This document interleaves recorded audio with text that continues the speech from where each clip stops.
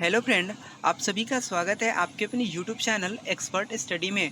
Friend, आज की इस वीडियो में मैं फाइनली बात करने वाला हूं बिहार अमीन डॉक्यूमेंट वेरिफिकेशन के ऊपर और इसका आंसर की कब तक जारी किया जाएगा। तो फ्रेंड, इससे पहले अगर आप मेरे चैनल पे नए हैं तो प्लीज़ चैनल को सब्सक्राइब कर दीजिएगा और वीडियो को लाइक कीजिएगा। इससे क्या होगा फ्रेंड कि मैं जो भी इस तरह का वीडियो लाऊंगा आप तक नोटिफिकेशन आसानी से मिलता रहेगा। और हाँ फ्रेंड, मेरे साथ वीडियो के अंत तक बने रहिएगा। मैं इस वीडियो में आप लोगों को बहुत कुछ बताने वाला हूँ डीवी से रिलेटेड। तो चलिए फ्रेंड, बिना देरी के वीडियो को शुरू करते हैं। तो फ्रेंड, मैं फाइनली आ चुका हूँ बिहार अमीन के ऑफिशियल नोटिफिकेशन के ऊपर। यहाँ पे देखिए लिस्ट ऑफ डॉक्यूमेंट्स जो कि आपको वेरिफिकेशन के समय मांगा जा सकता है। चलिए देखते हैं। फर्स्ट में है फ्रेंड कि इंटरमीडिएट है ना 10+2 या समकक्ष परीक्षा का प्रमाण पत्र, अंक पत्र एवं प्रवेश पत्र यानी कि एडमिट कार्ड है ना।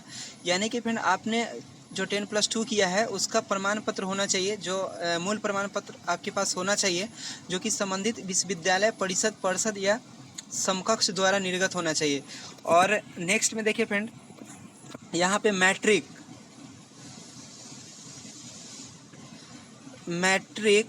समकक्ष परीक्षा का प्रमाण पत्र एवं प्रवेश पत्र जिससे आयु एवं पहचान प्रमाणित हो। यानी कि आपके पास मैट्रिक का जो भी डॉक्यूमेंट है, जैसे कि SLC वगैरह जो है वे आपके पास होना चाहिए और मार्कशीट होना चाहिए, और जो मतलब 2-3 साल बाद जो मिलता है फ्रेंड मूल प्रमाण पत्र वो होना चाहिए, है ना। इससे क्या होगा कि आपका डेट ऑफ बर्थ मिलाया जाएगा। और देखिए जो कि संबंधित बोर्ड से होना चाहिए, समकक्ष द्वारा निर्गत होना चाहिए। और 3 में है कि जाति प्रमाण पत्र होना चाहिए। आपके पास कास्ट सर्टिफिकेट होना चाहिए, आप जिस कास्ट से बिलोंग करते हैं वे आपके पास प्रमाण होना चाहिए। देखिए यहाँ पे क्या कहा जा रहा है कि अस्थायी निवासी के अंचलाधिकारी द्वारा निर्गत होना चाहिए, है ना। यानी कि आपका जो जाति प्रमाण पत्र होना चाहिए ये अंचला अधिकारी से निर्गत होना चाहिए।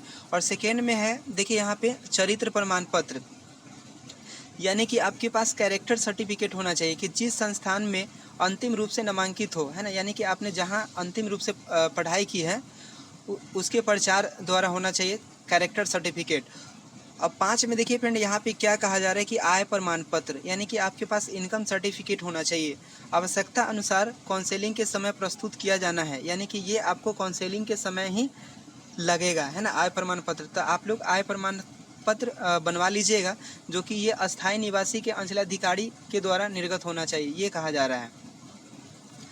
अब मैं फ्रेंड बात करूंगा यहाँ पे 6 में देखिए क्या कहा जा रहा है कि आर्थिक रूप से कमज़ोर वर्ग, है ना, यानी कि EWS जो कैंडिडेट इकोनॉमिकल वीकर सेक्शन से बिलोंग कर रहे हैं, किया जाने वाला आय एवं परिसंपत्ति प्रमाण पत्र होना चाहिए उनके पास, है ना। यानी कि EWS का आपको प्रमाण पत्र दिखाना पड़ेगा काउंसेलिंग के समय, तभी आपको छूट मिलेगा।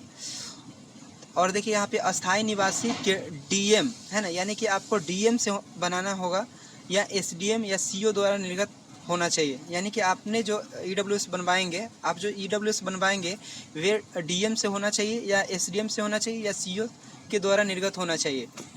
अब देखिए यहाँ पे फ्रेंड, यहाँ पे हाल का खींचा गया फोटोग्राफ होना चाहिए। ये तो सभी जगह मांगा जाता है फ्रेंड, आपको कम से कम 10 से 12 फोटो वहाँ पे मांगा जाएगा, है ना, हाल का जो कि खींचा होना चाहिए।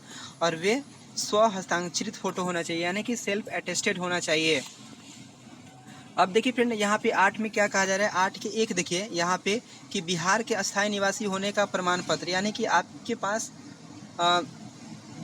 अस्थायी निवासी का प्रमाण पत्र होना चाहिए कि आवासीय होना चाहिए, है ना, रेसिडेंटल यानी कि डोमिसाइल वो होना चाहिए कि आप बिहार के निवासी हैं। जैसे कि इसमें होता है क्या है फ्रेंड कि लोग अदर स्टेट के भी आ जाते हैं ना, तो वहाँ पे आपको बिहार का अस्थायी निवासी होने का प्रमाण पत्र देना पड़ेगा, जो कि अस्थायी निवासी के अंचलाधिकारी द्वारा निर्गत होना चाहिए।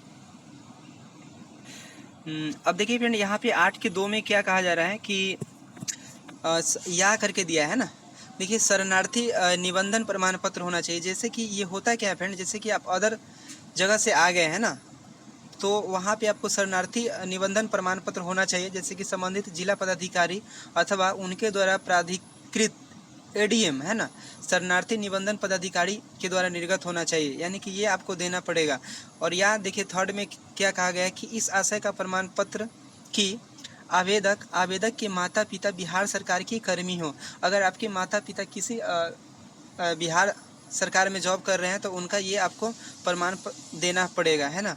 और देखिए यहाँ पे 4 में क्या कहा जा रहा है कि इस आशय का प्रमाण पत्र की आवेदक के माता पिता भारत सरकार की कर्मी, यानी कि अगर भारत सरकार में आपके माता पिता जॉब कर रहे हैं, है ना, एवं बिहार में पदस्थापित है या भारत सरकार के किसी उपक्रम के कर्मी एम्प्लॉय है एवं बिहार में कार्यरत है, तो ये आपको संबंधित नियोजनकर्ता से बनवा करके ये आपको देना पड़ेगा। अब देखिए फ्रेंड यहाँ पे 5 में क्या कहा जा रहा है कि इस आशय का प्रमाण पत्र आवेदक के माता पिता, है ना, यूनाइटेड नेशंस ऑर्गेनाइजेशन के कर्मी, है ना, यूनाइटेड नेशंस ऑर्गेनाइजेशन के कर्मी हैं एवं वे संप्रति बिहार में पदस्थापित है ना। अगर उनके माता पिता यूनाइटेड नेशंस ऑर्गेनाइजेशन के कर्मी हैं तो उनको संबंधित नियोजनकर्ता से प्रमाण पत्र बनवा करके देना पड़ेगा। अब देखिए 6 में क्या कहा जा रहा है कि वे अभ्यर्थी जिन्होंने बिहार में शिक्षा नहीं प्राप्त की हो, है ना, वे अभ्यर्थी जिन्होंने बिहार में शिक्षा प्राप्त नहीं की हो किंतु जिनके माता पिता बिहार में अस्थायी लगातार 10 वर्षों या उससे अधिक समय तक रहने का कारण अपनी पात्रता यानी कि एलिजिबिलिटी का दावा करते हो, क्वालिफाइंग परीक्षा में जिस संस्थान से सम्मिलित हो रहे हो उसके नामांकन रजिस्टर में उनका जो अस्थायी पता दर्ज हो उसके उल्लेख का सतत एतत् संबंधित प्रमाण पत्र भी दे, है ना, यानी कि ये आपको देना पड़ेगा, है ना। अब देखिए यहाँ पे कहा जा रहा है कि स्वतंत्रता सेनानी का प्रमाण पत्र, है ना, यानी कि आप फ्रीडम फाइटर का हो तो आपको प्रमाण पत्र जो कि सक्षम पदाधिकारी द्वारा निर्गत होना चाहिए। और देखिए क्या कहा जा रहा है फ्रेंड कि संविदा पर नियोजित अमीन के अनुभव का प्रमाण पत्र, है ना। अगर मान लिया जाए कि कहीं पे आप संविदा पे, है ना, संविदा पे नियुक्त है ना, अमीन के रूप में नियुक्त है, तो वे आपको प्रमाण पत्र देना पड़ेगा। इससे क्या होगा कि आपको बहुत ही ज़्यादा छूट मिलने वाला है ना, संविदा पे अगर आप हैं। और देखिए यहाँ पे नियंत्रित पदाधिकारी के अनुशंसा के आधार पर ऊपर समाहर्ता द्वारा निर्गत होना चाहिए, है ना, सक्षम पदाधिकारी द्वारा। देखिए यहाँ पे सर्विस मैन कोटा, है ना, सर्विस मैन कोटा यानी कि SMQ प्रमाण पत्र होना चाहिए जहाँ पे आपने सेवा दिया है, सक्षम पदाधिकारी द्वारा निर्गत होना चाहिए। और देखिए 12 में क्या कहा जा रहा है फ्रेंड कि आपके पास दिव्यांग कोटा, है ना, कि जो कैंडिडेट हैंडीकेप वगैरह होंगे, है ना, DQ कोटा से बिलोंग करते होंगे तो उनको वहाँ पे DQ का सर्टिफिकेट दिखाना पड़ेगा जो कि मेडिकल बोर्ड द्वारा निर्गत होना चाहिए। यानी कि फ्रेंड ये सब वे दस्तावेज है जो कि आपको डॉक्यूमेंट वेरिफिकेशन के समय मांगा जाएगा।